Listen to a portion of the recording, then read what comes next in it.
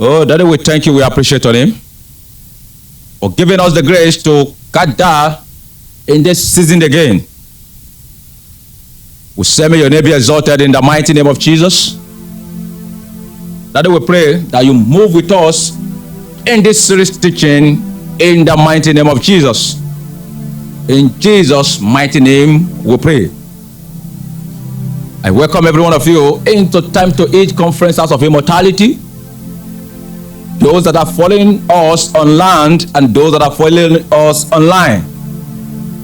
And I use this opportunity to pray this simple prayer for you, that the eyes of your understanding will continue to be enlightened in the mighty name of Jesus. For those that have been following us diligently on this series teaching, you will recall on how we began the move by establishing a certain fact on the reality of the revelation of the Word in the Word. That is the revelation of Jesus Christ in this planet Earth. And by the grace of God, we establish a revelational fact about the dimension of the revelation of the Word of God that must begin to capture in your spirit, so that every blessing embedded to that dimension of Jesus will begin to find expression in your life. And we begin to establish a certain fact that there is one thing to know Jesus as the Savior, there is another thing to know Him as the Lord, and there is another thing to know Him as the Son of God. There is another thing to know Him as the Christ, and there is another thing to know Him as the God of the Son. And His dimension of this revelation is embedded and loaded with certain spiritual blessings, and every dimension you can be able to capture will determine the dimension of Him that you will experience. So, and that is why it becomes a necessity for us to begin to unfold those dimensions of revelational fact one after the other, so that the resources and the treasure embedded in those revelations will come to manifestation in the life of those that are listening to us. So, and I pray that the grace of God will be with you as you journey with us in the mighty name of Jesus. If you can recall in last teaching, I was doing a certain justice on the difference between knowing Jesus as the Savior and knowing Jesus as the Deliverer. And I established a fact that Jesus came as a Savior to save you from the cause of a problem, and He came as a Deliverer to deliver you from a problem. So, and I said there is difference between being saved from the cause of a problem and being delivered from a problem. That is, it is possible for you to be saved from a problem and not be delivered from that same problem. And it is also possible for you to be delivered from a problem and not yet saved from the cause of that problem. So you will discover that some people are not born again and they will go for a revival program. They will go for a crusade, and it's possible for them to receive healing. Have you not seen something like that? I've heard about a Muslim who go for a programs and he received his sight, a blind Muslim, and he went for a programs under the administration of Daddy Wale Oki, and he received his sight. So, and they tried to do follow up to this same man, and he said he didn't give his life to Jesus. And the same person received his sight in the crusade. Why? It is possible for you to be delivered from a problem and not yet be saved from the cause of that problem. So, and I established a certain fact that the cause of every problem is sin. I repeat again, the cause of every problem is sin. But sin is not the cause of any challenges. I repeat. Sin is the cause of every problem in life, but sin is not the cause of any challenges in life. Because there is difference between problem and challenges. And this is one of the areas where many people in the body of Christ find it difficult to differentiate. There are some people that they are passing through a certain challenges, they think it is a problem. And while some people are passing through a problem, they think it's a dealings. Hear this. A problem is not designed for a believer, but challenges is designed for believer.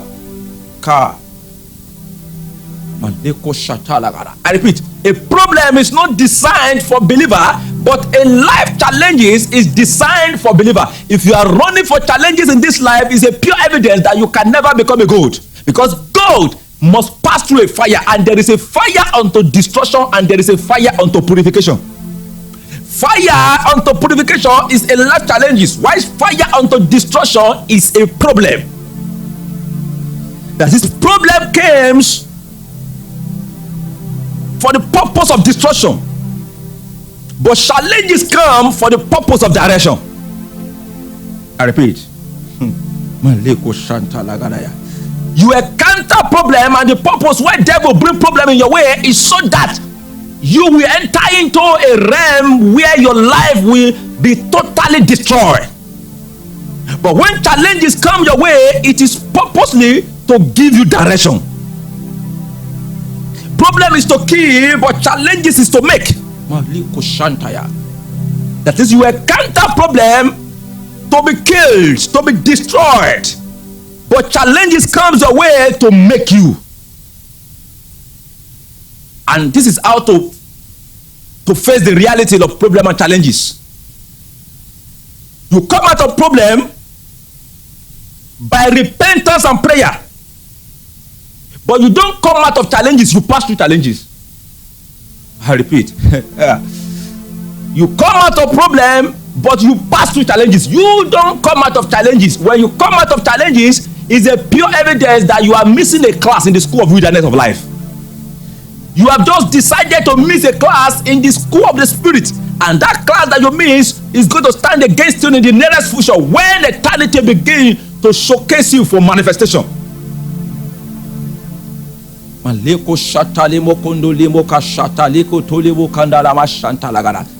when you encounter problem in life, the first thing that you need is to pray for you to be out of that problem. And I establish a fact that problem is not meant for believer. Challenges is what is meant for a believer. I repeat again. You come out of problem by faith. You come out of problem by repentance and by prayer. But you come out of challenges by faith. You pass through challenges, I mean to say, by faith. I repeat. You come out of problem by prayer and by repentance, but you pass through challenges by faith and patience. Let me repeat that statement again so that you will get the reality of what I'm trying to establish. You come out of problem by repentance and by prayer, but you pass through challenges by faith and by patience. So you must have this at the back of your mind today, that challenges you are passing through, it is not the ordination of God for you to come out from it. It is the ordination of God for you to pass through it. That is why Jesus said, the scripture said in the book of Isaiah, that when you pass through fire, I will be with you. Hi. Jesus, God didn't say, when you pass through fire, I will take you out. He said, when you pass through fire, he said, I will be with you. So which simply means the fire is not unto destruction, the fire is unto purification. So when the fire unto destruction come you, God doesn't be with you, God rescue you. But when the fire unto purification begin to come your way, the purpose of God for that season is to be with you so that you can pass through it, because there is a certain lesson God wants you to learn through it.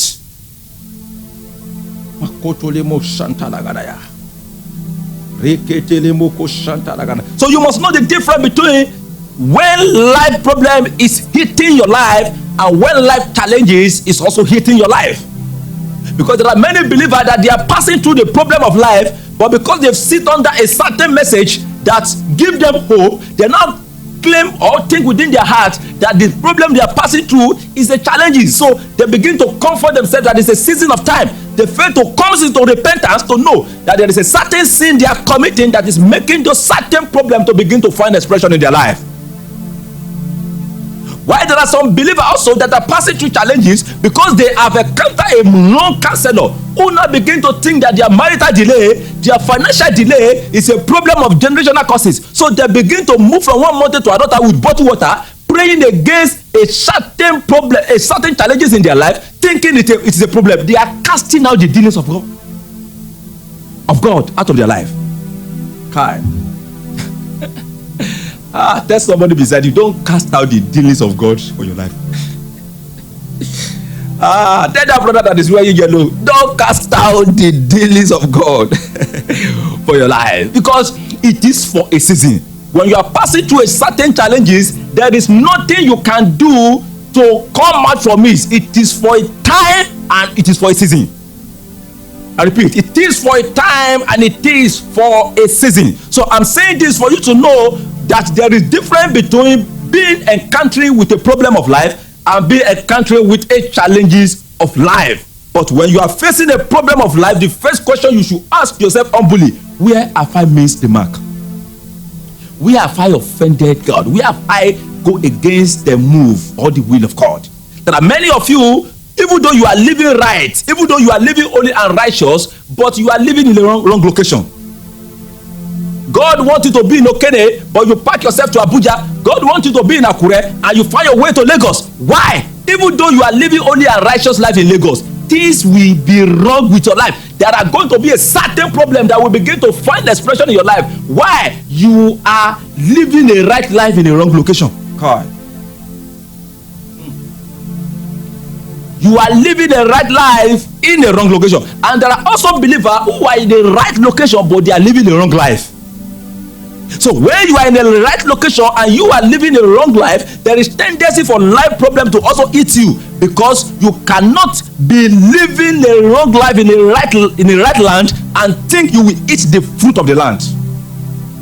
So for you to enter into the economy of greatness in this kingdom, you must ensure you are living a right life in a right location. So when you are living a right life in a right location and you are passing through any challenges, just know is for a season. But when your life is not right and your way is not right, and you are using a scripture to console yourself that the challenges is for a period of time, can I say this to you? Repent from your way and repent from your life. And I pray God will bless you in the mighty name of Jesus. I think we've tried to establish a certain fact now of the difference between knowing Jesus the Savior and knowing Jesus the Deliverer.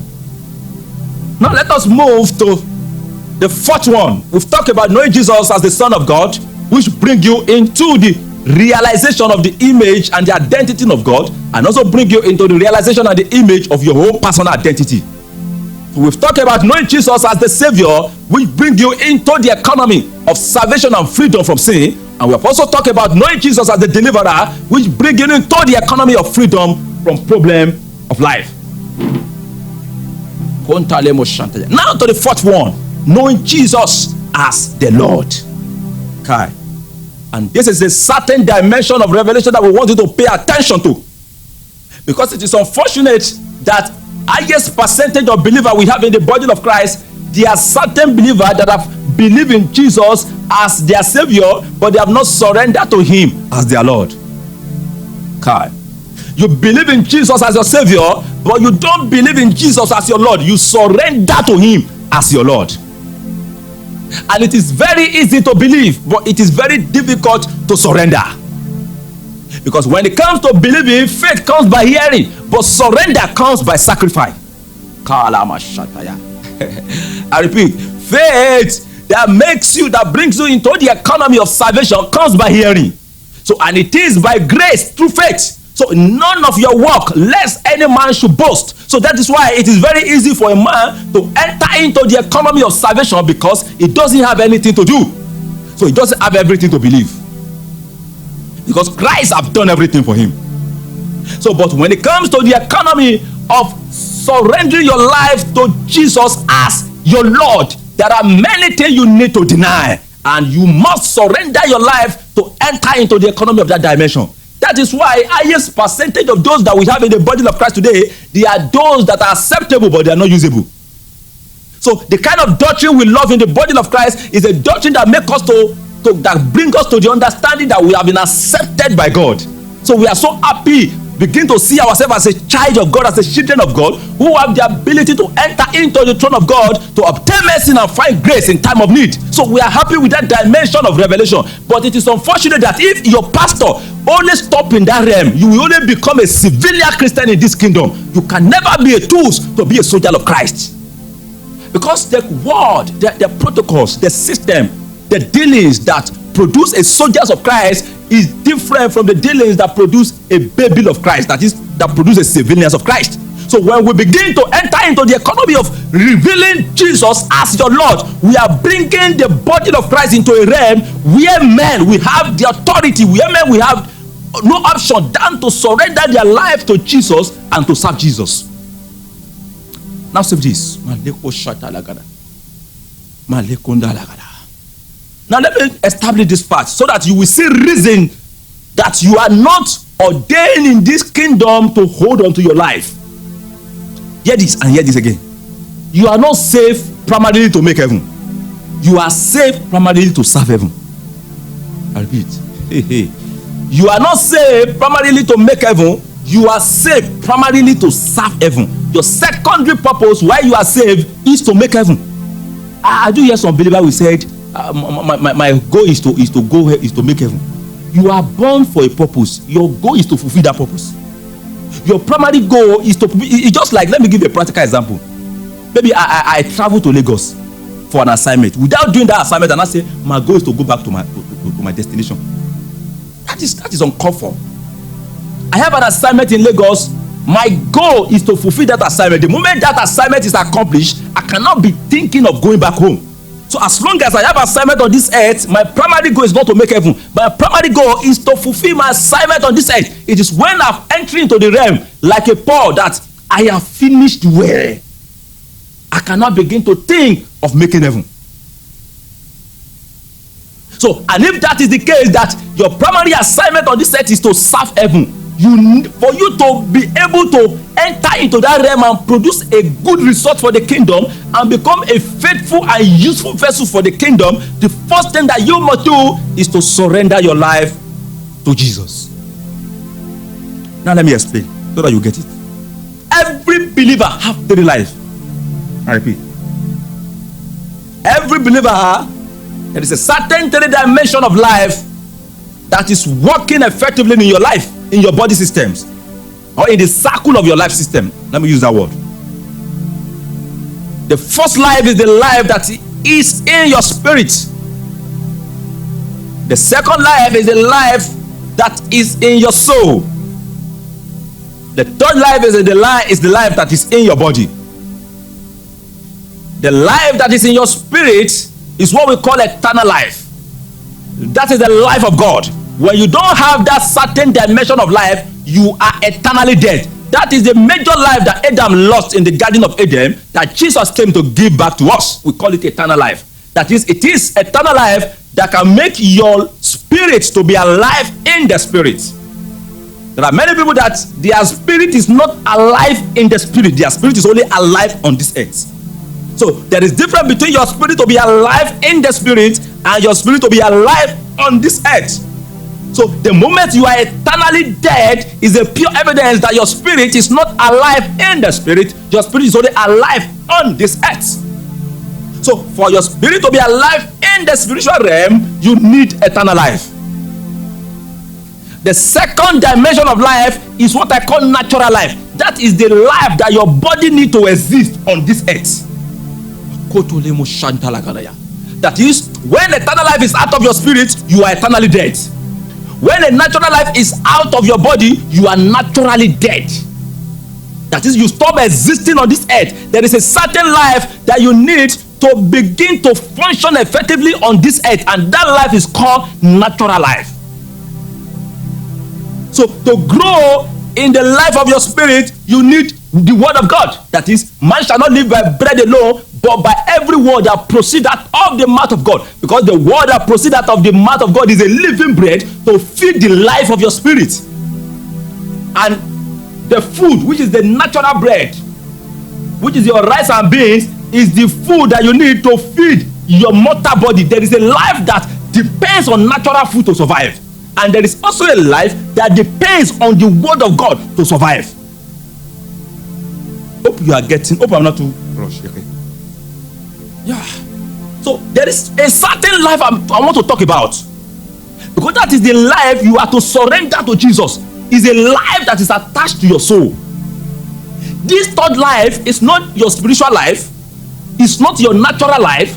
But it's a life that determine your existence on this life. Is a life that determine how you will survive in this life. Can I say this now? So that you will understand the life of your soul I'm talking about. When your spirit is separated from eternal life, your spirit died. When your body, the life in your body is separated from natural food and natural water, it died. But when a life in your soul is separated from material things, when that life is separated from money, it died. There is a life in you that makes you to think that you can't survive without money. That is the life God is asking you to surrender. There is a life in you that is making you to think that you cannot survive in this life without your job. That same life is what Jesus is asking you to surrender. There is a life in you that is making you to think that you can't survive with that federal government job, that you can't survive with that banking job, that you can't survive with that government job, that you can't survive without business. That life that is making you to think that you can't survive without a man, you can't survive without a business, you can't survive without a job. That is the life that Jesus is asking you to surrender.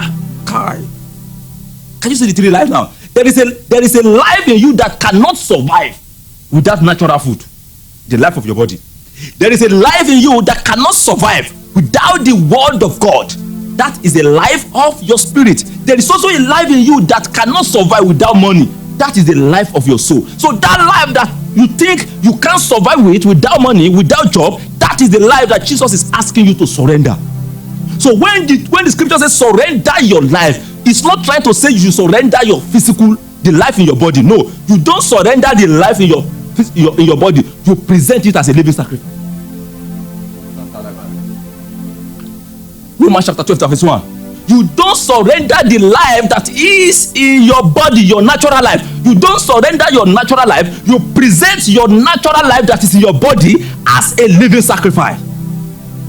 Second, you don't surrender the life of your spirit. You don't surrender eternal life. You receive eternal life. But there is a life in you that you must surrender. That is the life that is attached to material things of this world. The life that is making your common sense to be functioning more than your faith life. The life that suspends your faith life and increase your common sense. And Jesus said to us in the book of Proverbs chapter 3 verses 5, he said, do not rely on your own understanding, but in all your way acknowledge is God. Acknowledge God, and he will direct your path. Can you see the life now? I repeat again. You don't surrender the life in your spirit, because you don't surrender it, you receive it. It's a life you receive the day you accept Jesus as your Savior. You don't surrender the life in your body. That is the life you need to move and survive on this earth. You are a mortal body because there is a certain life in your body system, and that life, you don't surrender it, you present it as a living sacrifice. But there is a certain life that is attached to your soul that make mammon to be a god, that make money to be your god, that make material things to be your god, that make a man to be the one you are looking onto as a tool for survival. That is what God asks you to surrender. When you surrender this life, you come to the end of yourself.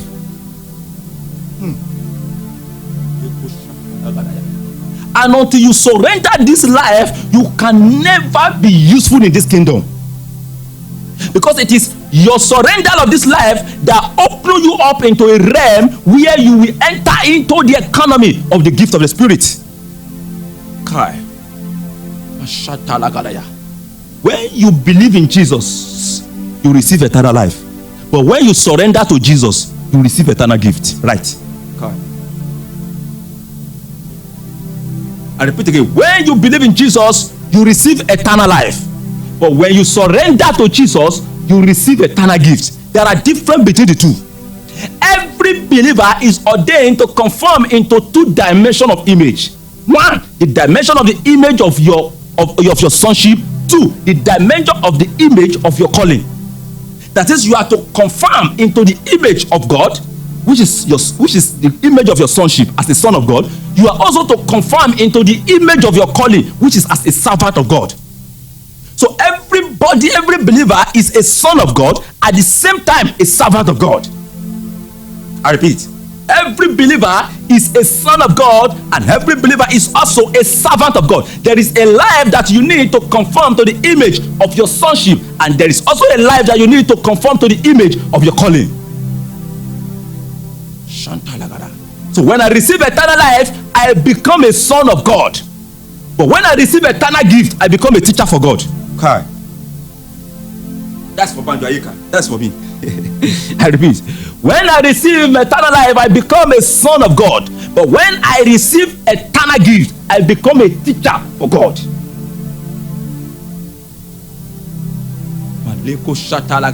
So also you, when you receive eternal life, you are to conform to the image of sonship. That is, you are to become the son of God. Then I ask you, what are you becoming for God? Because there is difference between knowing what you are becoming in God and what you are becoming for God. Okay. So many people are becoming something in God, but they are not becoming anything for God.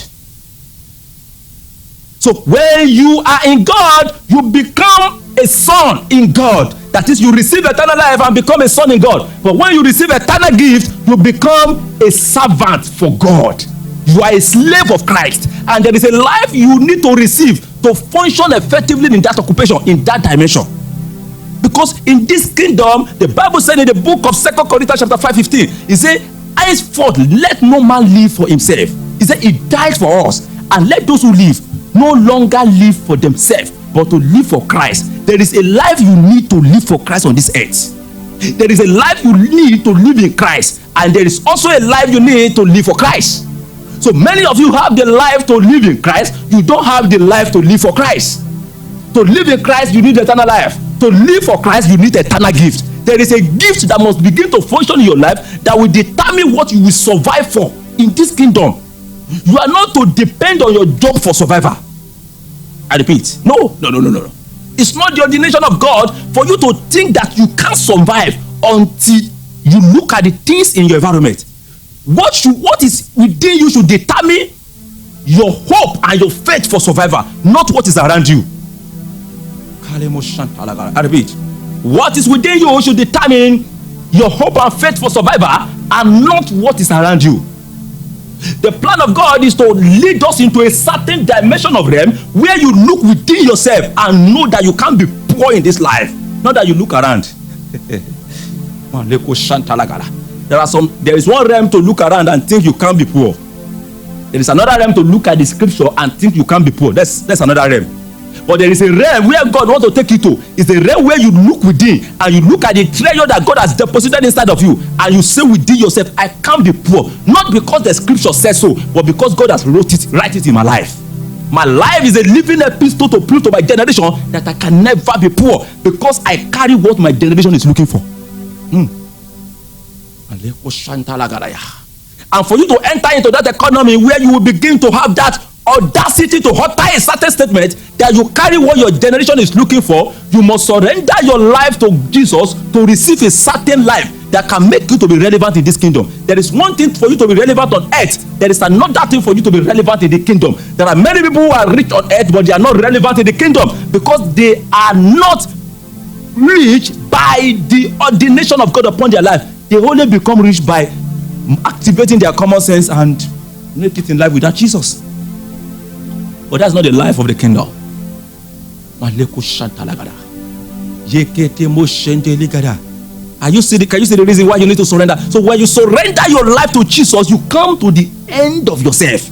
You come to the end of your ambition. You come to the end of your plan, and you now wait upon the Lord to begin to receive his plan for you. You wait upon the Lord to begin to receive his agenda for you. You wait upon the Lord to begin to receive what he has for you on this earth. I do say it. You don't draw a plan and ask God to come and take control. That is not the life of the kingdom. You look for the plan that God has taken control and enter into the economy. I repeat, it is carnality that brought many prayer points to that extent. You say, God, come and take control. We don't ask God to take control in this kingdom. We look for what God has taken control and enter into the economy. We don't draw a plan and ask God to come and bless it. We look for the plan that God has blessed and enter into it. That's what we call alignment. We don't ask God to follow us to where we are going. We look for where God is going and follow him. And you can never enter into this economy until you surrender your life to Jesus. And I pray the grace that will give you the revelation to see Jesus as your Lord, God will give it to you in the mighty name of Jesus. Because as your Savior, he came to save you from sin. And as your Lord, you need to surrender a certain aspect of your life to receive a certain aspect of his life. I repeat, you need to surrender a certain aspect of your life to receive a certain aspect of his life. Because in this kingdom, lordship means owner. And as long as you are accepting Jesus as your Lord, it means you are trying to give a certain definition and signation that Jesus is the owner of your life. And if Jesus is the owner of your life, can you be living the way you are living? I pray God bless you in the mighty name of Jesus. See you in the next verse.